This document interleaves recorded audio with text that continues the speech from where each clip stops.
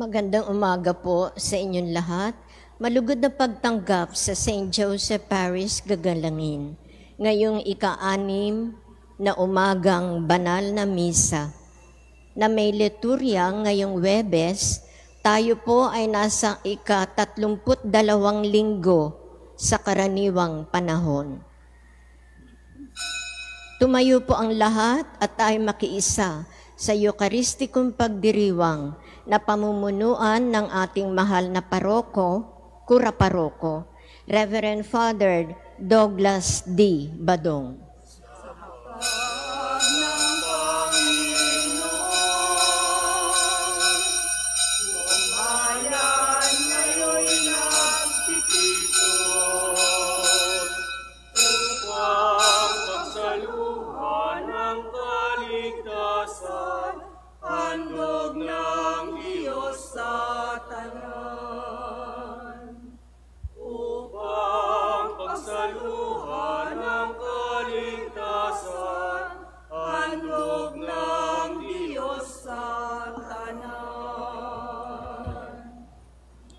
Sa ngalan ng Ama at ng Anak at ng Espiritu Santo. Amen. Ang pagpapala ng ating Panginoong Hesukristo, ang pag-ibig ng Diyos Ama, at ang makikipagkaisa ng Espiritu Santo naway sumainyong lahat.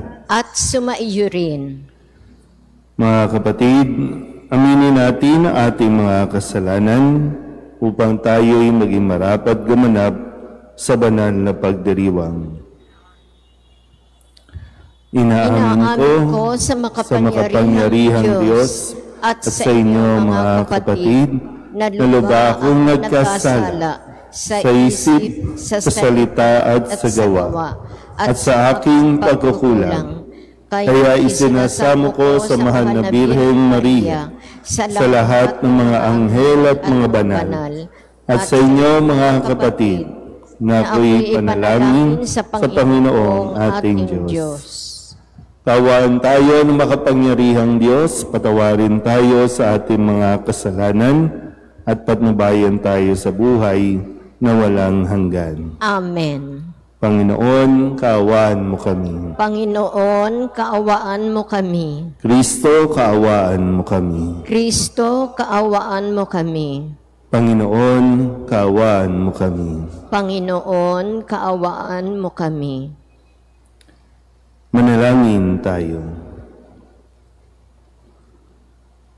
Ama naming makapangyarihan, para mo ng awang ilayo sa amin araw-araw ang lahat ng mga sumasalungat sa amin at umahadlang, upang ang aming buong katauhan ay magkaroon ng kalayaan, para kusang sundin ang iyong kalooban sa pamamagitan ni Jesucristo kasama ng Espiritu Santo, magpasawalang hanggan. Amen.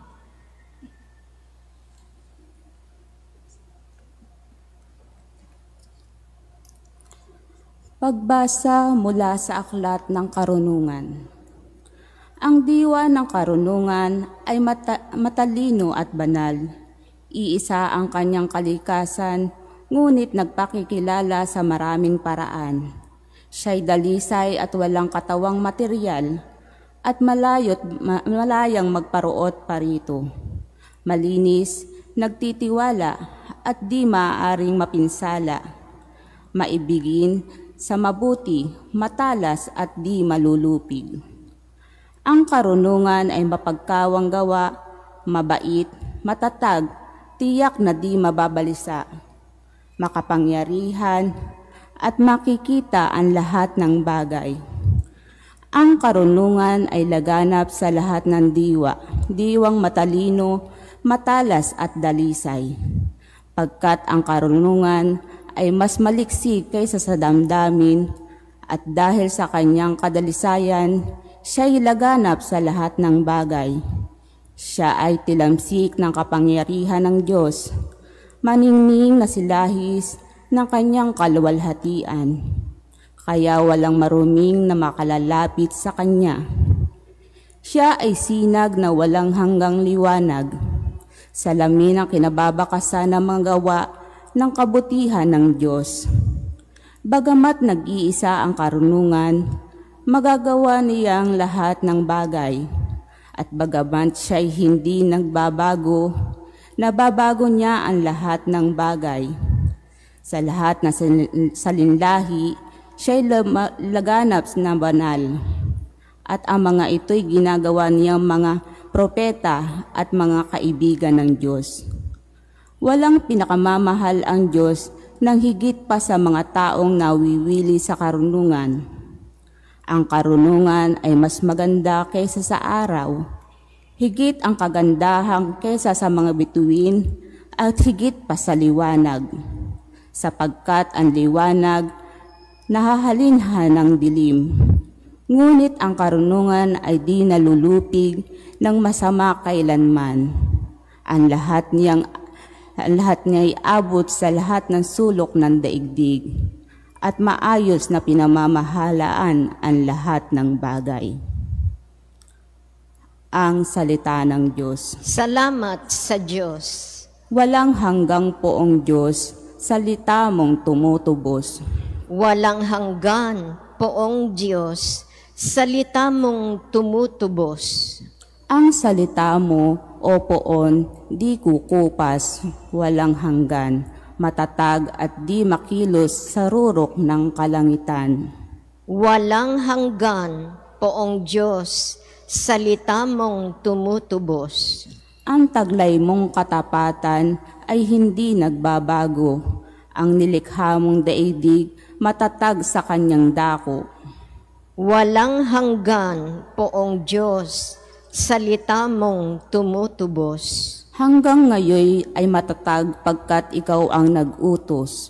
Alipin mo silang lahat sa iyong naglilingkod.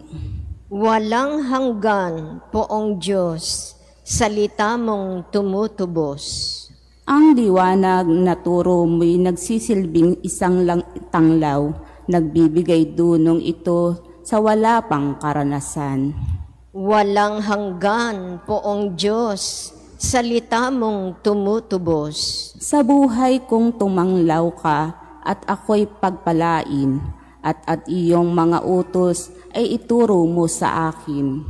Walang hanggan poong Diyos, salita mong tumutubos. Upang ako ay magpuri, ako'y bigyan mo ng buhay, matulungan nawa ako ng tuntunin at aral. Walang hanggan poong Diyos, salita mong tumutubos.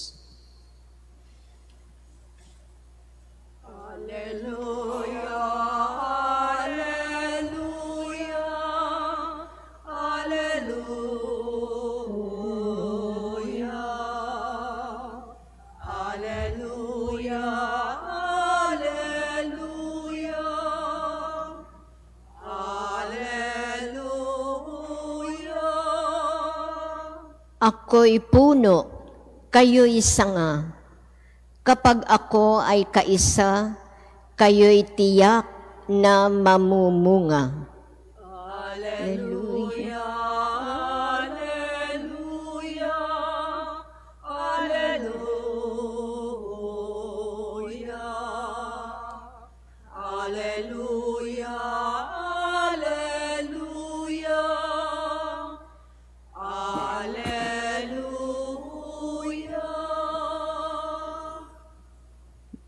Sumainyo ang Panginoon. At sumainyo rin. Ang mabuting balita ng Panginoon ayon kay San Lucas. Papuri sa iyo, Panginoon. Noong panahong iyon, si Jesus ay tinanong ng mga Pariseyo kung kailan itatatag ang kaharian ng Diyos. Sumagot siya, ang pagsisimula ng paghahari ng Diyos ay walang makikitang palatandaan. At wala ring magsasabing nagsisimula na roon o rini, sapagkat ang totoo'y nagsimula ng maghari ang Diyos sa puso ng mga nananalig sa Kanya. At sinabi niya sa mga alagad, darating ang panahong hahangarin ninyong makita ang isa sa mga araw ng anak ng tao, ngunit hindi ninyo makikita iyon. At may nagsasabi o magsasabi sa inyo, naroroon siya o narini siya. Huwag kayong pumunta upang siya'y hanapin. Sapagkat pagsapit ng takdang araw, ang anak ng tao'y darating na parang kidlat. Ngunit kailangan munang magbata siya ng maraming hirap at itakwil ng mga tao sa ngayon. Ang mabuting balita ng Panginoon. Pinupuri ka namin, Panginoong Hesukristo. Isang magandang umaga po sa inyong lahat. Ngayon po ay Huwebes, ang ika-32 linggo sa karaniwang panahon. At sa linggong ito ay ating nasimulan ang sa unang pagbasa ang aklat ng karunungan, at sa araw nito ipinapaliwanag sa atin sa unang pagbasa kung sino o ano ang karunungan, na sinasabing ang diwa ng karunungan ay matalino at banal. Ang karunungan ay mapagkawang gawa, mabait, matatag, tiyak at hindi mababalisa.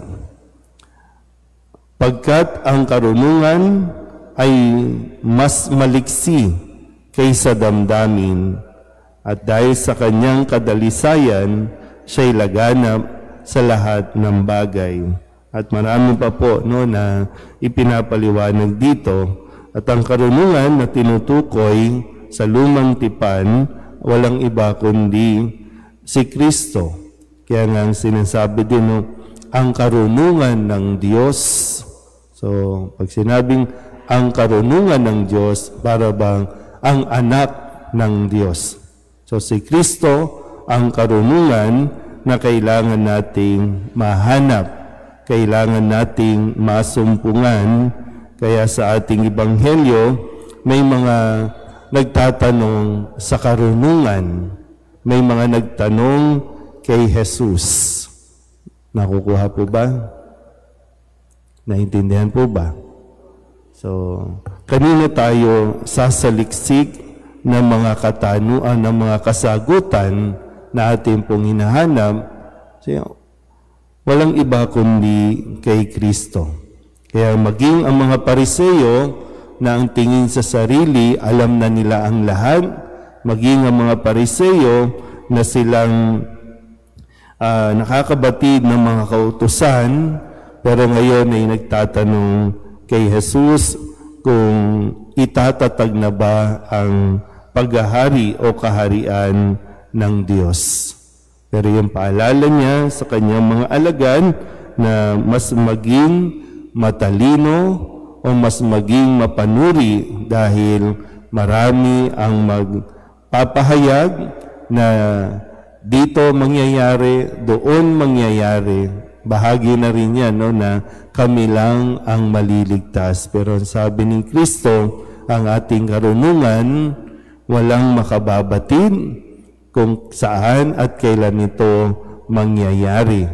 Pero sabi niya, pero sa mga taong naniniwala sa Diyos, sa mga taong tumatanggap sa karunungan ng Diyos, doon ay naghahari na o nagsimula ng maghari ang Diyos sa kanyang buhay.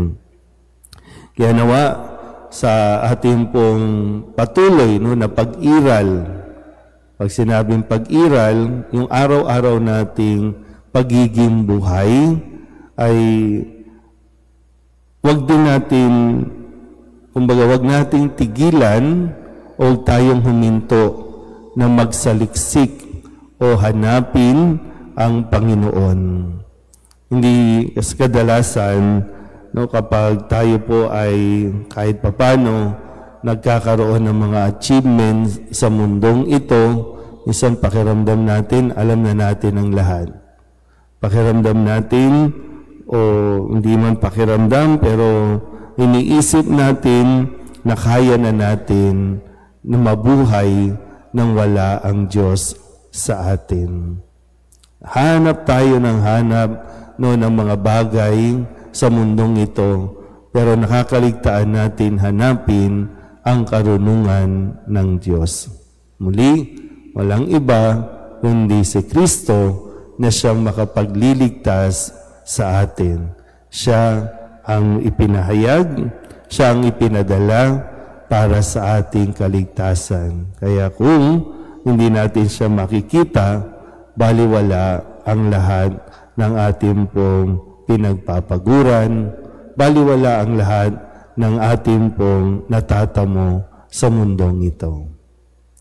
Amen.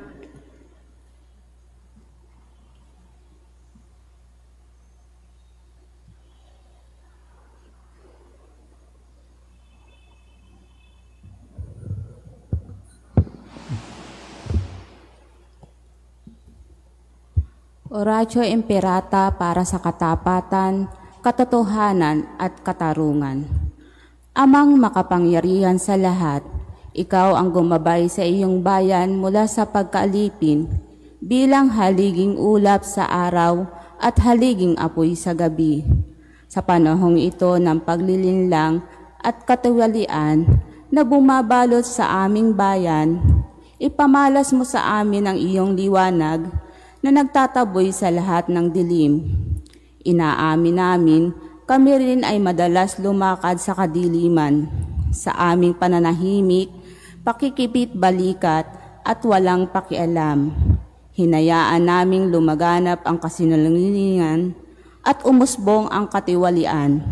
Patawarin mo kami, Panginoon, at linisin mo ang aming mga puso sa kasalanang bumubulag at sumisira, kasalanang umaagaw ng pagkain sa mahihirap at ng pag-asa sa buong bayan. Ipagkaloob mo sa amin ang mga pinunong kawangis ng puso ng iyong anak, mga pastol na handang maglingkod, hindi ang mga lobong sumisira sa kapangyarihan ng iyong banal na espiritu. Bigyan mo kami ng lakas ng loob na itakwil ang kasinungalingan, ibunyag ang pandaraya, igiit ang katarungan, at ipagtanggol ang katotohanan. Sa lahat ng aming gawain, pampubliko man o pansarili, upang ang katapatan ay dumaloy sa aming lupain tulad ng ilog at ang katuwiran ay rumagasa na parang malakas na agos. O Diyos ng katarungan at habag, gawin mong ubasan ng kabutihan ng aming bayan, hindi laso ng kasakiman, manipulasyon at pagkamakasarili, kundi pagyamanin ang katapatan, malasakit at pag-ibig. Hinihiling namin ito sa pamamagitan ni Kristo na aming Panginoon. Amen. Amen. Maria, salamin ng katuwiran, ipanalangin mo kami. San Miguel Arcangel, ipanalangin mo kami. San Lorenzo Ruiz at San Pedro Calunsod, ipanalangin niyo kami. Handog namin sa iyo, Ama, ang tinapay at alak na ito. Handog ng bayang umaasa, sumasambat nagmamahal sa'yo. Handog namin sa iyo, Ama, ang tinapay at alak na ito. Handog ng bayang umaasa, sumasambat nagmamahal sa'yo. Manalangin kayo mga kapatid upang paghahain natin ay kalugdaan ng Diyos Amang makapangyarihan. Tanggapin nawa ng Panginoon itong paghahain sa iyong mga kamay, sa kapurihan niya at karangalan, sa ating kapakinabangan at sa buong sambayanan niyang banal.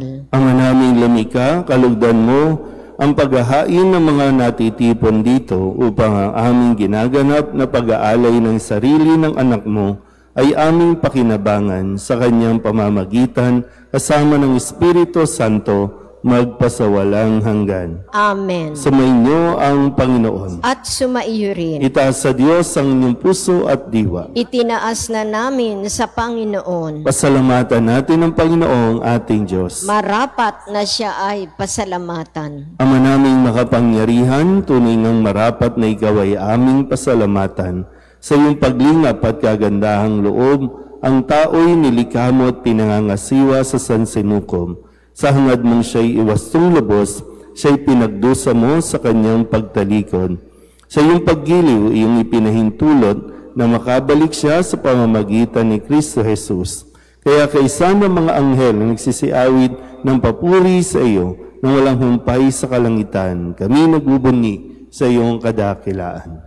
Santo, Santo, Santo, Panginoon Diyos ng mga hukbo, napupunuan langit at lupa ng kadakilaan mo, o sana sa kaitaasan. Pinagpala ang naparirito sa ngalan ng Panginoon, o sana sa kaitaasan. Ama naming banal, ikaw ang bukal ng tanang kabanalan, kaya't sa pamamagitan ng iyong Espiritu, gawin mong banal ang mga kaloob na ito upang para sa aming maging katawan at dugo ng aming Panginoong Hesu Kristo. Bago niya pinagtiis ang kusang loob na maging handog, hinawakan niya ang tinapay, pinasalamatan kaniya, pinaghati-hati niya iyon, iniabot sa kanyang mga alagad at sinabi, "Tanggapin ninyong lahat ito at kanin, ito ang aking katawan na ihahandog para sa inyo."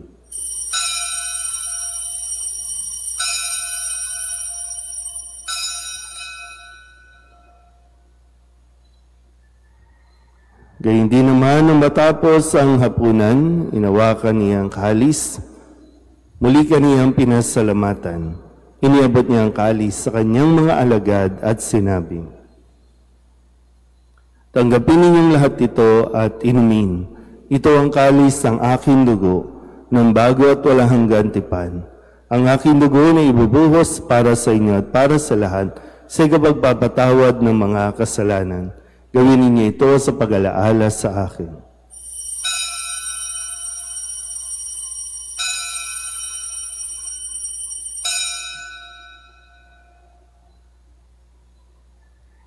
Ipagbunyi natin ang misteryo ng pananampalataya. Si Kristo'y namatay, si Kristo'y nabuhay, si Kristo'y babalik sa wakas ng panahon. Ama, ginagawa namin ngayon ang pag-alaala sa pagkamatay at muling pagkabuhay ng iyong anak.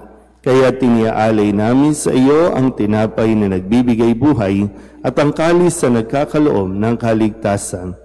Kami nagpapasalamat dahil kami iyong minarapat na tumayo sa harap mo para maglingkod sa iyo. Isinasamo namin kami magsasalo-salo sa katawan at dugo ni Kristo ay mabuklod sa pagkakaisa sa pamamagitan ng Espiritu Santo. Ama, lingapin mo ang iyong simbahang laganap sa buong daigdig. Puspusin mo kami sa pag-ibig kaysa ni Leon na aming Papa at ni Jose na aming Obispo at ng Tanang Kaparian. Alalahanin mo rin ang mga kapatid naming nahimlay na may pag-asang sila'y muling mabubuhay, gayon din ang lahat ng mga pumanaw. Kawaan mo sila at patuloyin sa iyong kaliwanagan.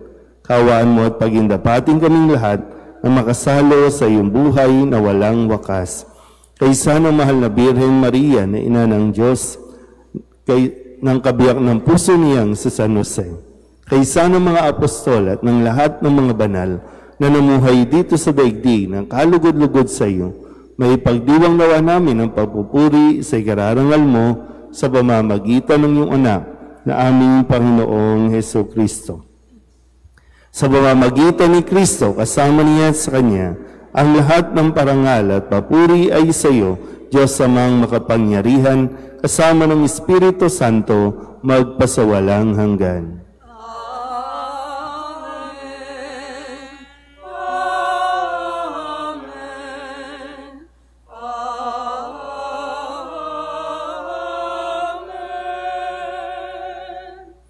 Sa tagabili ng manakagagaling na utos at turo ni Jesus sa Panginoon natin at Diyos, ipahayag natin ang lakas loob. Ama namin, sumasalangit ka, sambahin ang ngalan mo, mapasa amin ang kaharian mo, sundin ang loob mo dito sa lupa para nan sa langit. Bigyan mo kami ngayon ng aming kakanin sa araw-araw, patawarin mo kami sa aming mga sala, para ng pagpapatawad namin sa nagkakasala sa amin. At huwag mo kaming ipahintulot sa tukso at iadya mo kami sa lahat ng masama. Hinihiling namin kami iadya sa lahat ng masama, pagkalooban ng kapayapaan araw-araw, iligtas sa kasalanan at ilayo sa lahat ng kapahamakan, samantalang aming pinananabikan ang dakilang araw ng pagpapahayag ng tagapagligtas naming si Hesus Kristo. Sapagkat iyo ang kaharian at ang kapangyarihan at ang kapurihan magpakailanman. Amen. Panginoong Hesus Kristo, sinabi mo sa iyong mga apostol, kapayapaan ang iniiwan ko sa inyo, ang aking kapayapaan ang binibigay ko sa inyo. Tunghayan mo ang aming pananampalataya at huwag ang aming mga pagkakasala. Pagkalooban mo kami ng kapayapaan at pagkakaisa ayon sa iyong kalooban, kasama ng Espiritu Santo, magpasawalang hanggan. Amen. Ang kapayapaan ng Panginoon ay laging sumainyo. At sumaiyo rin. Mabigayan po tayo ng kapayapaan sa isa't isa.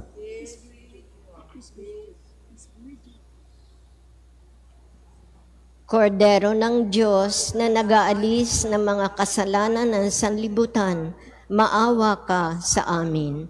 Kordero ng Diyos na nag-aalis ng mga kasalanan ng sanlibutan, maawa ka sa amin. Kordero ng Diyos na nag-aalis ng mga kasalanan ng sanlibutan, ipagkaloob mo sa amin ang kapayapaan. Ito ang kordero ng Diyos. Ito ang nag-aalis ng kasalanan ng sanlibutan. Mapalad ang mga inaanyayahan sa kanyang piging. Panginoon, hindi ako karapat-dapat na magpatuloy sa iyo, ngunit sa isang salita mo lamang ay gagaling na ako.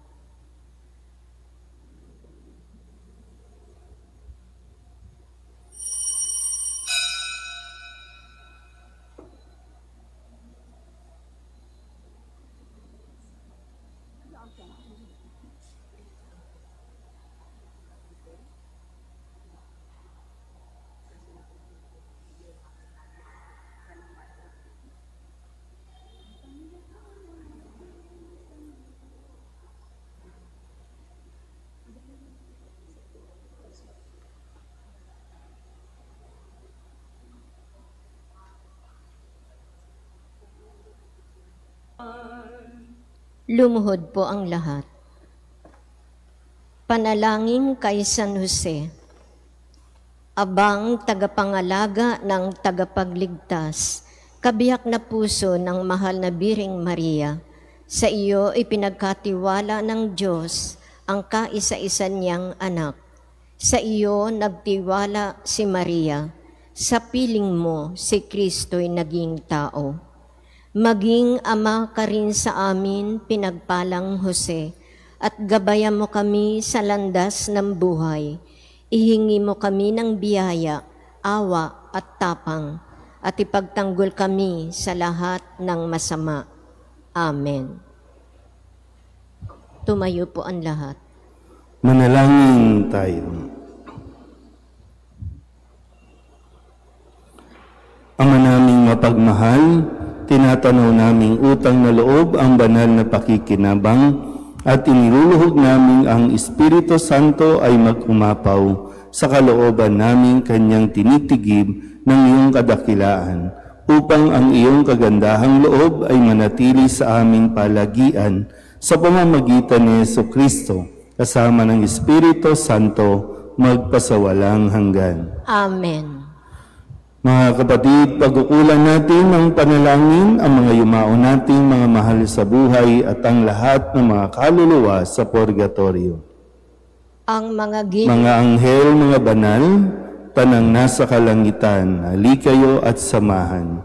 Ang mga giliw naming pumanaw sa piling ng poong mahal. Si Kristo ang mag-aakay sa kandungan ni Abraham upang doon ay humimlay. Ang mga giliw naming pumanaw sa piling ng poong mahal. Sa ilaw na walang hanggan, kapayapaan naway pagkamiti ng may kapal. Ang mga giliw naming pumanaw sa piling ng poong mahal. Ama naming mapagmahal, inihabili namin sa iyo ang aming mga kapatid na pumanaw sa buhay na ito. Huwag mo po silang pabayaan at pamalagiin mo silang buhay sa iyong piling. Alang-alang sa iyong awa at pag-ibig, patawarin mo sana ang kanilang mga pagkukulang at nagawang pagkakasala dala ng kanilang kahinaan. Manatili nawa silang maligaya sa iyong piling kasama ng iyong anak at ng Espiritu Santo, magpasawalang hanggan. Amen. Kapayapaan kailanman ang igawad ng may kapal sa mga yumaong ating mahal. Sila nawa ay silayan ng ilaw na walang hanggan.